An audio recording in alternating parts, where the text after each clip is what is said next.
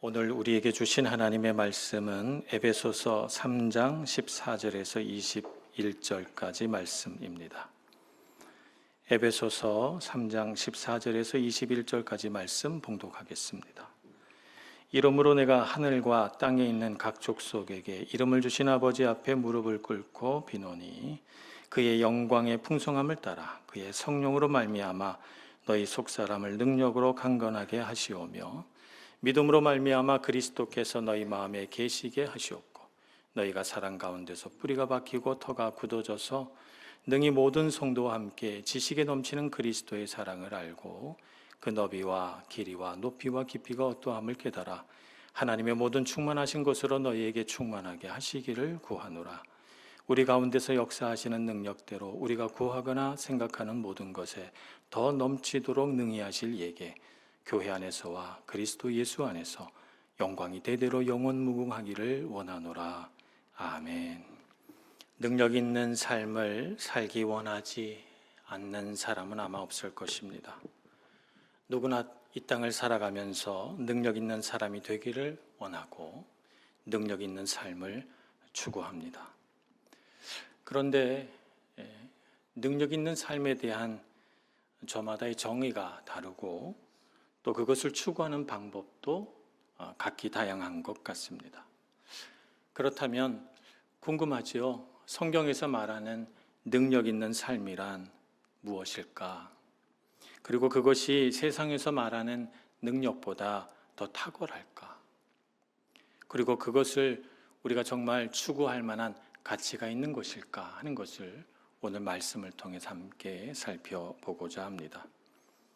오늘 본문에서 말하는 하나님의 능력은 실패했을 때 일어나는 능력을 말하고 있습니다.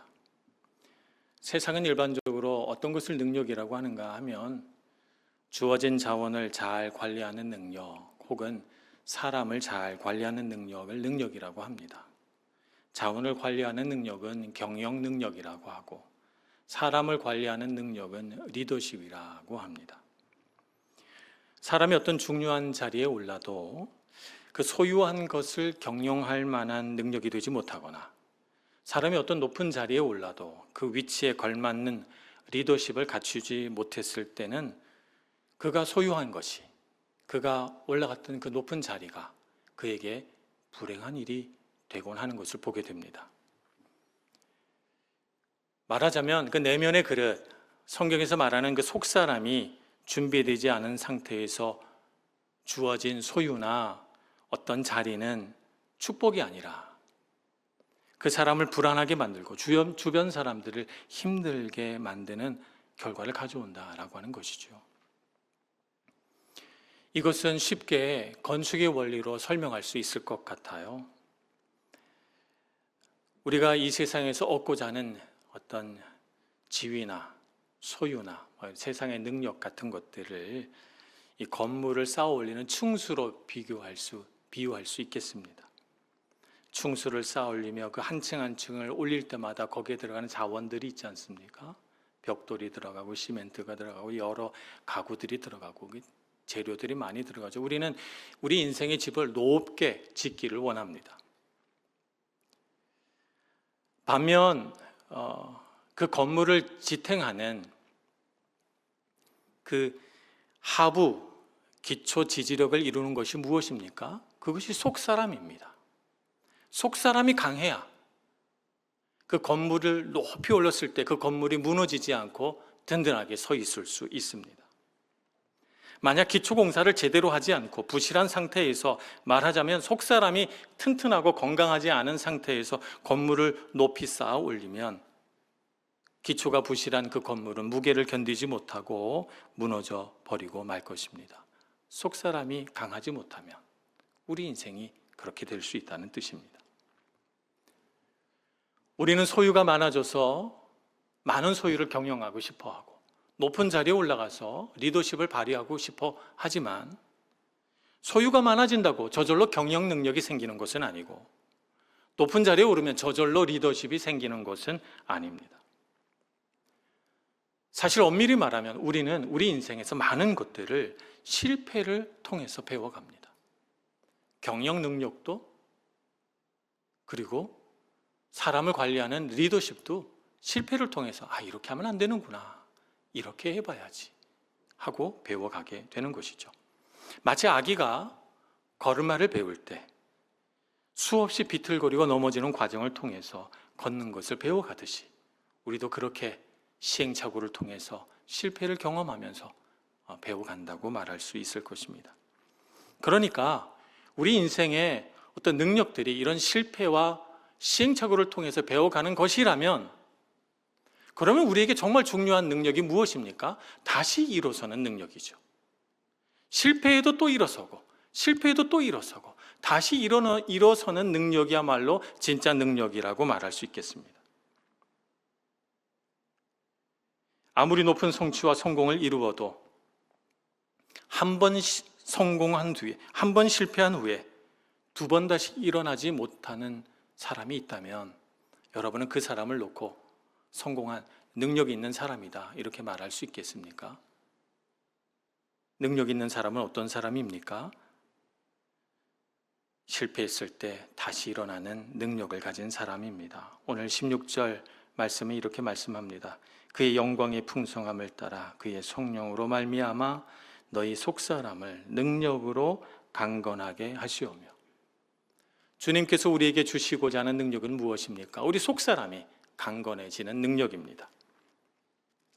속사람이 강건하다는 것은 실패했을 때나 위기가 찾아왔을 때 넘어지지 않고, 또 넘어진다고 해도 다시 극복해내며 일어나는 영적인 회복력이다라고 말할 수 있겠습니다. 그러고 보니 요즘 세상에서도 회복 탄력성이라고 하는 얘기를 하고 있는 것 같습니다. 세상도 이 회복이 참 중요하구나 하는 것을 알아가고 있는 것 같습니다. 세상에 말하는 회복 탄력성, 또 우리 성경에서 말하는 영적인 회복력, 이것의 공통점은 고난과 역경이, 실패가 우리 삶의 한 부분이라는 것을 인정하고 받아들인다는 점에서 같습니다. 우리가 놓여 있는 상황, 실패의 상황이라든지 위기의 상황이라든지 이런 상황을 대하는 우리의 태도가 어떤 태도를 갖느냐에 따라서 그 상황과 결과를 바꿀 수 있다는 점에서 영적인 회복력과 세상이 말하는 회복 탄력성은 같은 관점을 가지고 있다, 이렇게 말할 수 있을 것입니다. 그런데 다른 점이 있습니다. 성경이 말하는 영적인 회복력은 어떤 점에서 세상이 말하는 회복 탄력성과 다른가? 한 가지 점에서 다릅니다. 누구의 힘을 의지하는가라고 하는 점에서 다릅니다. 세상에서 말하는 회복 탄력성은 자기 자신의 자아를 의지하죠. 근데 우리는 알고 있습니다. 우리의 자아가 얼마나 연약하며 불안한 존재인가 하는 것을 말입니다. 우리 연약하고 불안한 존재가 영적인 그런 회복 탄력성을 가지고 일어서기에는 얼마나 많은 시간이 걸릴까요? 정말 능력은 무엇입니까? 하나님을 의지해서 그 하나님으로부터 영적인 회복력을 공급받는 것이 가장 큰 능력이라고 말할 수 있을 것입니다. 그래서 성경이 말하는 영적인 회복력은 인간의 자아라고 하는 모래 위에 건축하지 않습니다. 인간의 자아라고 하는 모래성 위에, 그 모래 위에 성을 쌓지 않는 것이죠. 오히려 이렇게 말씀합니다. 오늘 17절에 보면 너희가 사랑 가운데서 뿌리가 박히고 터가 굳어져서 라고 말씀하고 있습니다. 영적인 회복력은 그리스도의 사랑이라고 하는 견고한 바위 위에 뿌리를 내려야 흔들리지 않는다는 것입니다. 우리는 연약하기 때문에 얼마든지 흔들릴 수 있습니다. 내가 흔들릴 수는 있어도 나를 붙들고 있는 그리스도의 사랑이 변하지 않는다면, 그분이 흔들리지 않으신다면 우리는 어떤 역경 속에서도 조금도 흔들리지 않고 다시 일어서고 또 회복될 수 있을 것입니다. 그래서 그리스도의 사랑이 우리를 붙들고 우리가 그 그리스도의 사랑에 뿌리를 내리고 털을 박는 것이 참 중요하다는 것을 성경이 말씀하고 계시고, 그래서 오늘 18절에 이렇게도 말씀하시죠. 능히 모든 성도와 함께 지식에 넘치는 그리스도의 사랑을 알고 라고도 말씀하십니다. 모든 지식에 넘치는 그리스도의 사랑을 알고 그분의 사랑 안에 깊이 뿌리 박아서 흔들림 없이 이 세상을 살아가고 넘어져도 또 일어서고 또 일어서는, 실패에도 불구하고 다시 일어서는 능력 있는 여러분들 되시길 축복합니다. 그래서 성경에서 말하는 영적인 회복력은 어떤 어려운 상황에서도 모든 지각에 뛰어난 하나님의 평강을 누리는 상태를 의미합니다. 내 머리로는 다 이해되지 않지만 우리에게 있는 고난과 어려움 속에서도 하나님께서 나를 사랑하신다라고 하는 이 사실만큼은 굳게 믿으며 그것으로 내 삶을 지탱하고 인내하며 살아가는 삶은 참으로 견고한 삶이라고 할 것입니다. 이렇게 하나님의 사랑에 깊이 뿌리를 내리고 그 터 위에 지어져 가는 인생은 능력 있는 인생이 될 뿐만 아니라 성경에서 말하는 그 영적인 회복력이 내가 생각하는 범위를 벗어나 상상하지 못하는 방식으로 우리 삶을 빚어 가십니다. 그래서 우리를 빚어 가시는 그 하나님의 역사를 경험하게 되죠. 영적인 회복력으로 고난과 실패를 통과한 사람은 그렇기 때문에 고난과 실패를 경험하기 전과 똑같은 사람이 될 수가 없습니다. 전혀 다른 인생이 됩니다. 하나님의 충만하심으로 충만한 사람이 되는 것이죠. 전혀 새로운 존재로 빚어져 가는 것입니다. 그래서 오늘 19절 말씀에 그 너비와 길이와 높이와 깊이가 어떠함을 깨달아 하나님의 모든 충만하신 것으로 너희에게 충만하게 하시기를 구하노라 라고 말씀하고 있지 않습니까? 나에게 왜 이런 실패가 주어졌을까? 나는 왜 자꾸 실패할까?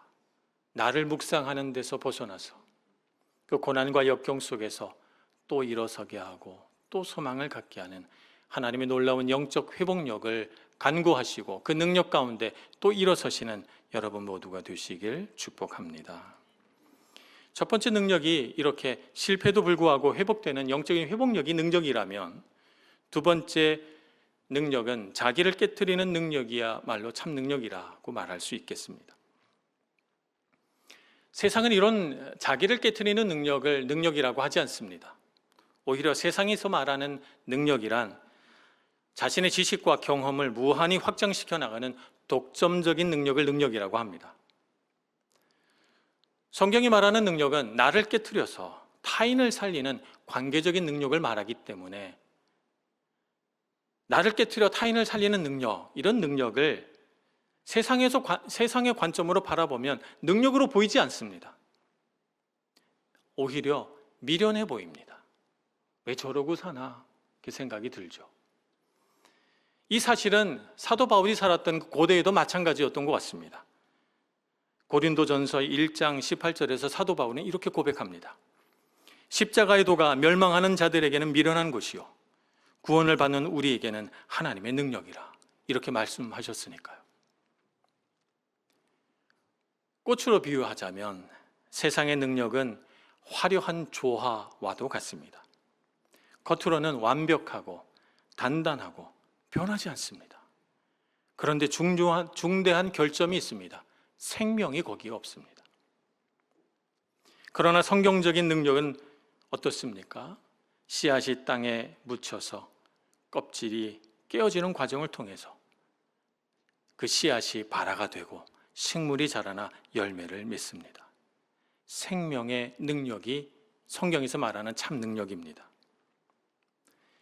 이 생명의 능력은 때로는 자기 자신을 연약하게 드러내고 때로는 자기 자신이 깨어져서 부서지고, 그래서 마치 겉으로는 소멸하는 것 같은 그런 패배처럼 보이지만 그 깨어짐을 통해서 30배, 60배, 100배의 생명을 낳으니 이 능력이야말로 진짜 능력 아니겠습니까? 세상의 능력은 어떻습니까? 세상의 능력은 사람을 굴복시키는 힘이라고 말합니다. 하지만 성경에서 말하는 능력은 사람을 감동시키는 힘이라고 말합니다. 힘으로 사람을 굴복시키면 사람의 몸은 그 앞에 엎드리겠지만 그 마음에는 독을 품습니다. 이것은 불완전한 능력이고 생명이 없는 능력이죠. 그 능력을 쭉 따라가다 보면 결국 끝에 이 죽는 능력밖에 없는 것이죠.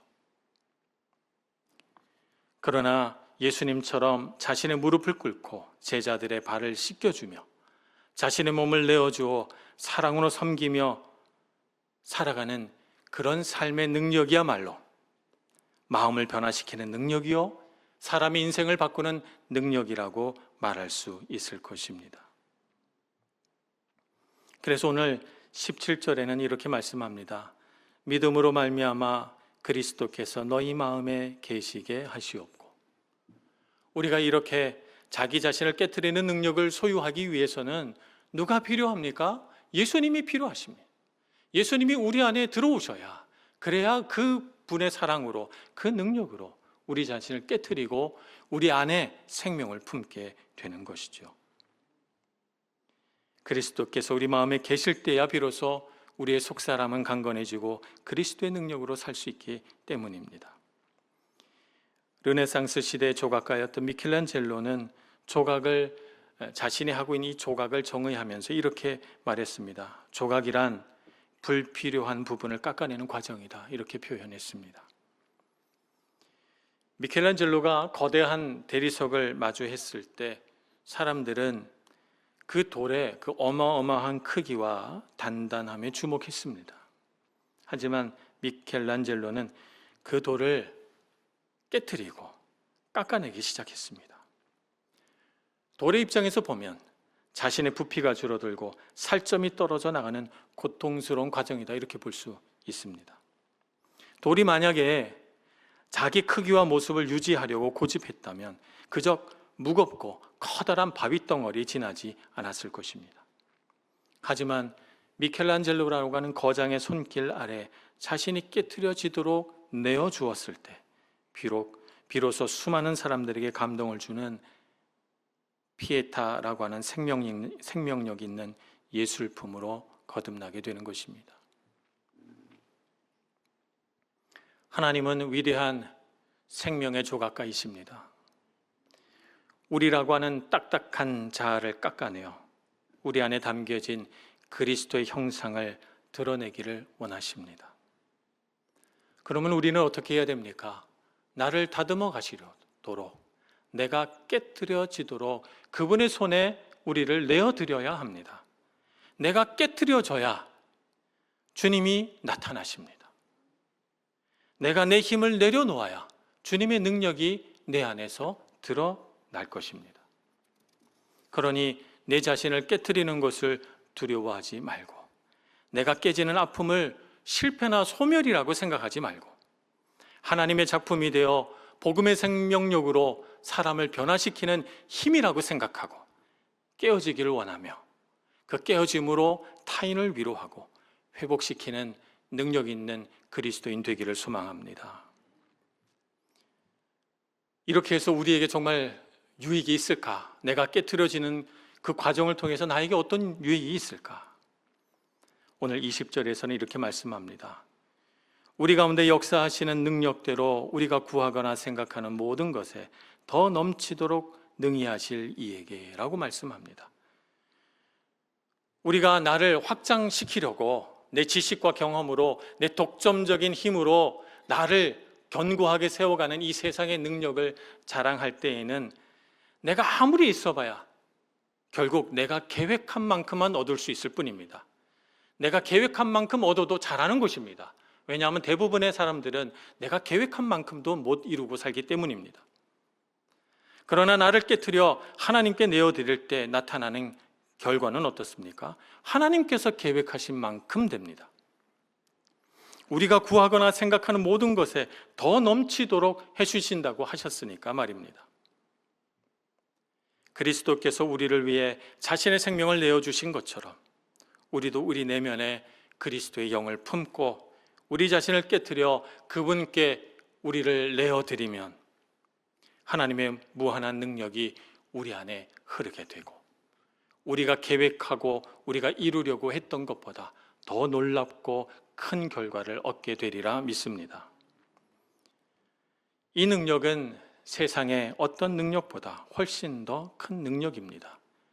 그러니 예수님께서 자기를 부인하고 자기 십자가를 지고 나를 따르라 했을 때 두려워하지 말고 그것이 능력인 줄 믿고 주님을 따라가시길 축복합니다.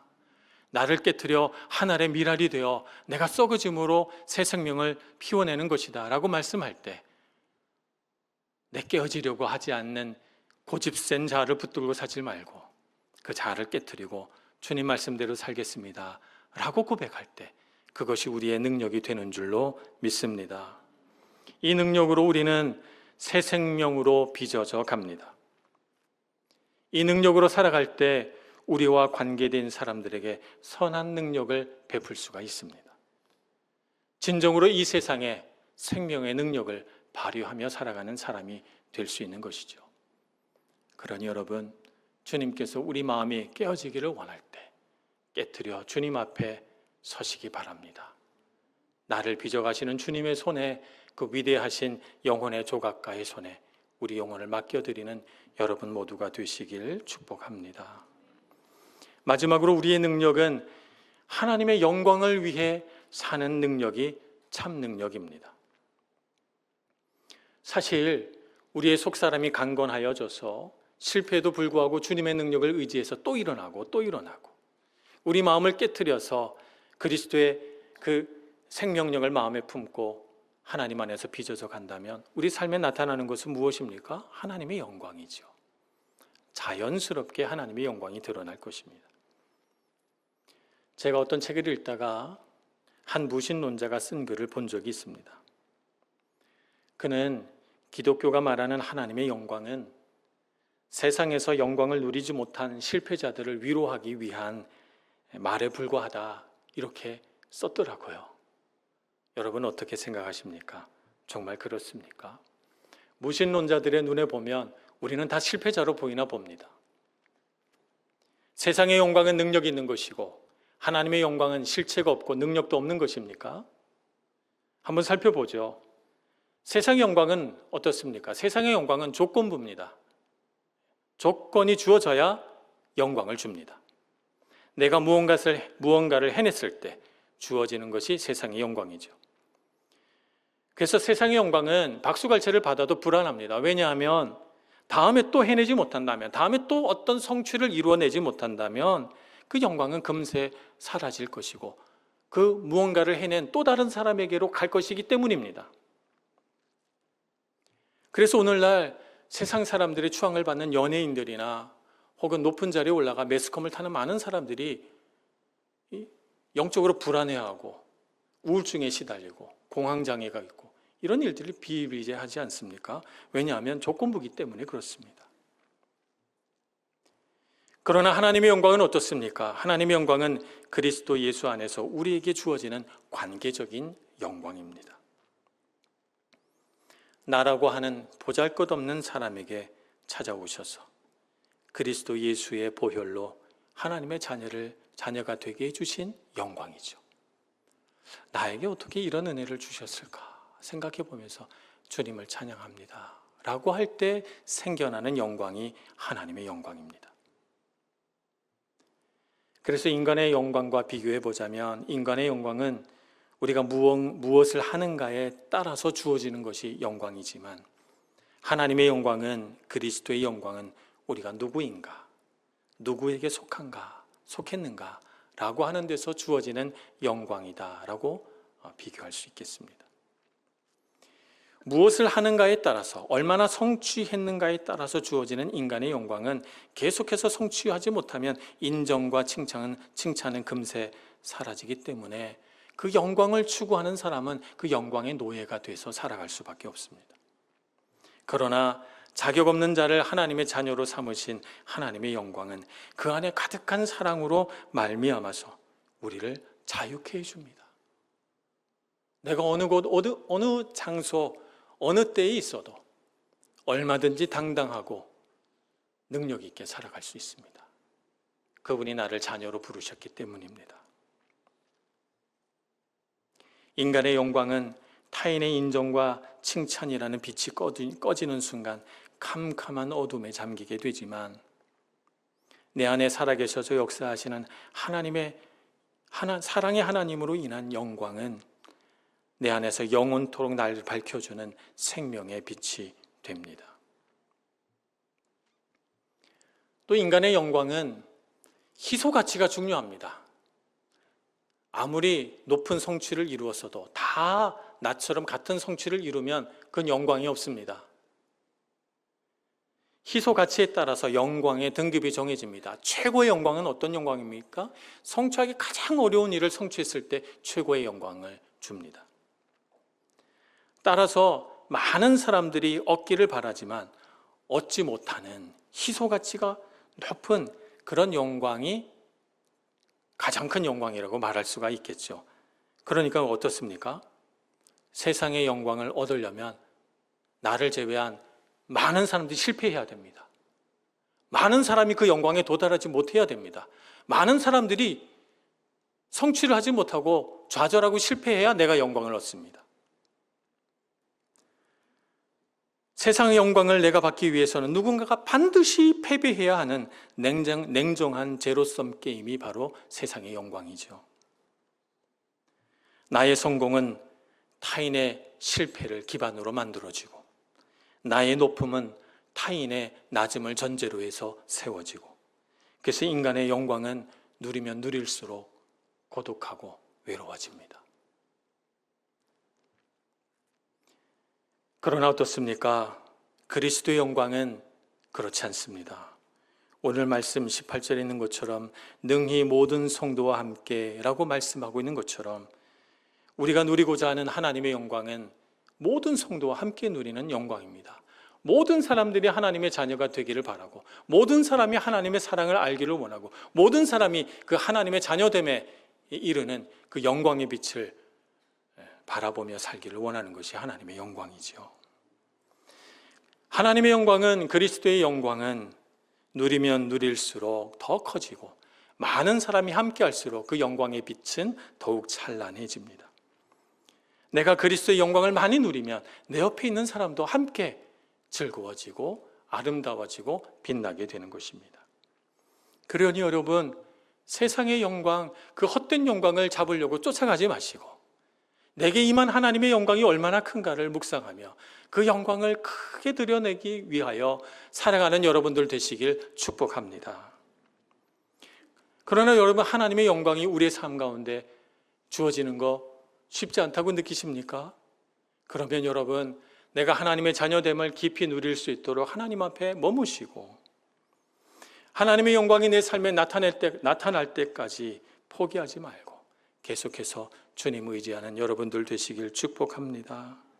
그렇게 도전하고 믿음으로 살아갈 때 하나님께서 이 세상의 어느 누구도 부럽지 않을 찬란한 영광을 우리의 삶 가운데 주실 줄 믿습니다.